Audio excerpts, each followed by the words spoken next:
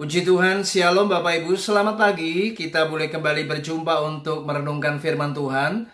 Dan pagi ini kita akan tetap melanjutkan seri renungan kita, yaitu tentang ujian hati. Dan kita masuk di seri yang keempat pada pagi hari ini. Mari kita akan belajar seorang tokoh perjanjian lama yang luar biasa, yaitu Yusuf. Mari kita akan lihat peristiwanya di dalam Kejadian pasal 50, ayat 15 sampai yang ke-21. Demikianlah firman Tuhan.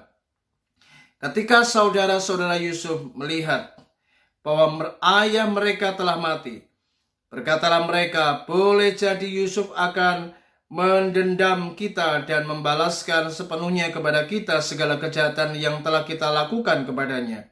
Sebab itu mereka menyampaikan pesan ini kepada Yusuf. Sebelum ayahmu mati, ia telah berpesan, beginilah harus kamu katakan kepada Yusuf, ampunilah kiranya kesalahan saudara-saudaramu dan dosa mereka, sebab mereka telah berbuat jahat kepadamu. Maka sekarang ampunilah kiranya kesalahan yang dibuat hamba-hamba Allah ayahmu. Lalu menangislah Yusuf ketika orang berkata demikian kepadanya. Juga saudara-saudaranya datang sendiri dan sujud di depannya, serta berkata, kami datang untuk menjadi budakmu. Tetapi Yusuf berkata kepada mereka, janganlah takut, sebab aku inikah pengganti Allah? Memang kamu telah mereka-rekakan yang jahat terhadap aku, tetapi Allah telah mereka-rekakannya untuk kebaikan, dengan maksud melakukan seperti yang terjadi sekarang ini, yaitu memelihara hidup suatu bangsa yang besar. Jadi janganlah takut, aku akan menanggung makanmu dan makan anak-anakmu juga. Demikianlah ia menghiburkan mereka dan menenangkan hati mereka dengan perkataannya. Haleluya. Saudara, inilah kisah seorang yang bernama Yusuf. Kita tahu bagaimana Yusuf mengalami sebuah perjalanan hidup yang tidak mudah. Di usianya yang masih sangat muda belia pada waktu itu, Alkitab mencatat kira-kira di usia 17 tahun, Yusuf telah diperlakukan tidak menyenangkan oleh kakak-kakaknya. Mereka iri kepada Yusuf karena Yakub telah mengistimewakan Yusuf ini. Kemudian ketika Yusuf menyampaikan mimpi yang ia lihat, ternyata sikap respon kakak-kakaknya justru semakin tidak suka dan mereka benci kepada Yusuf. Akibatnya singkat cerita Yusuf dimasukkan ke dalam sumur dan kemudian ia dijual menjadi budak di negeri asing. Dan Yusuf menjadi budak di negeri Mesir. Inilah hal yang sangat menyakitkan yang Yusuf alami dari keluarganya sendiri. Ia dibuang dan dijadikan budak di negeri asing. Kemudian belum lama ia menjadi budak. Dia sangat diberkati dan tuannya sangat diberkati karena Yusuf ini. Dan Allah menyertai akan kehidupannya. Rupanya Yusuf mengalami tragedi. Dan ia difitnah oleh istri Potifar. Dan akibatnya dia ditangkap dan dimasukkan ke dalam penjara. Betapa sangat menyedihkan hidup Yusuf ini. Baru saja ia menjadi budak yang diberkati, ternyata dia harus menghadapi jeruji besi. Dan ia masuk ke dalam penjara. Dan di penjara pun, ia ketika telah dapat mengartikan mimpi daripada juru minuman dan juru roti, ia berpesan kepada juru minuman, jikalau engkau nanti diangkat oleh Firaun dan pangkatmu dikembalikan, tolong jangan lupa kepada aku, kata Yusuf, supaya aku dapat keluar dari jeruji besi ini. Tapi ternyata juru minuman ketika ia diberkati dan pangkatnya dikembalikan oleh Firaun, rupanya Yusuf dilupakan oleh juru minuman. Sangat menyedihkan akan perjalanan Yusuf ini, saudara. Ia dibuang menjadi budak di Mesir. Ia difitnah dan masuk dalam penjara. Dan ia dilupakan. Jasa kebaikannya tidak diingat oleh juru minuman ini. Dan kemudian singkat cerita, maka pada waktu itu akhirnya Yusuf dipanggil oleh Firaun.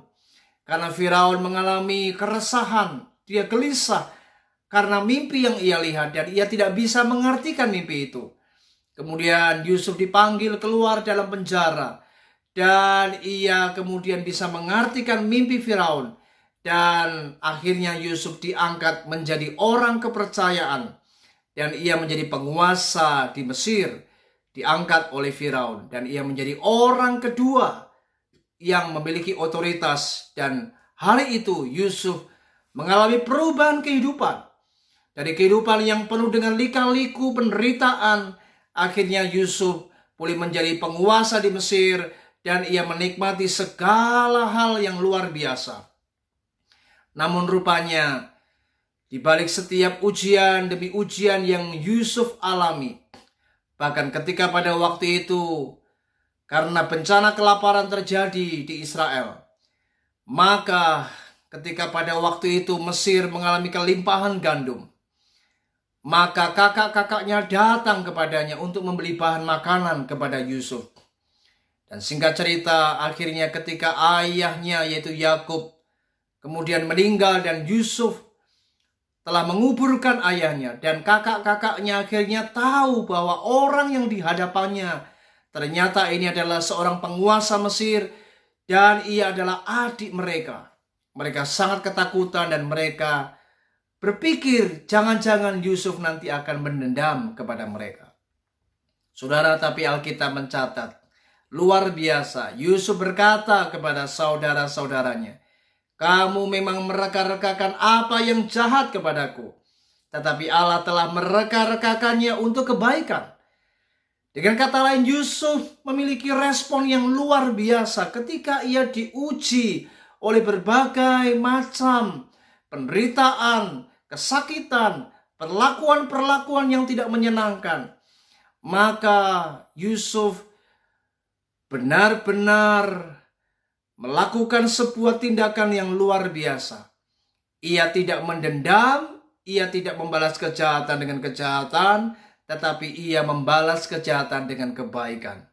Yusuf mengampuni semua kesalahan dan dosa kakak-kakaknya. Dan mereka justru akhirnya diberkati oleh Yusuf. Saudara, tahukah saudara, ketika kita memiliki hati seperti Yusuf, saya percaya ketika hatimu ketika diuji oleh Tuhan dengan segala hal-hal yang menyakitkan, mungkin Anda mengalami perlakuan yang tidak menyenangkan dari orang-orang di sekitarmu. Anda mungkin pernah mengalami tindakan kejahatan dari saudaramu sendiri.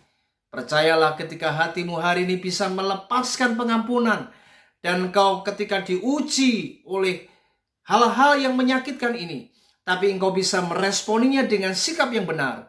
Engkau mengampuni, engkau berbuat baik kepada mereka. Saya percaya hidupmu akan diberkati sebagaimana Yusuf diberkati Tuhan. Dan percayalah, orang yang berbuat baik akan menuai perkara-perkara yang baik dari Tuhan. Kiranya renungan ini membawa kita untuk semakin menjadi orang yang memiliki hati yang luas untuk mengampuni siapapun. Dan ketika Anda berbuat kebajikan, berbuat kebaikan, sekalipun Anda diperlakukan hal-hal yang tidak baik, maka saya percaya Anda akan menerima berkat dan kemuliaan daripada Tuhan. Selamat bekerja, selamat beraktivitas, dan ingatlah tetap jaga hati. Dan ketika engkau diuji, kiranya Tuhan mendapati hatimu berkualitas, karena engkau adalah orang yang baik dan penuh dengan pengampunan kepada mereka yang berbuat jahat kepadamu. Dan Tuhan pasti memberkatimu. Haleluya. Shalom.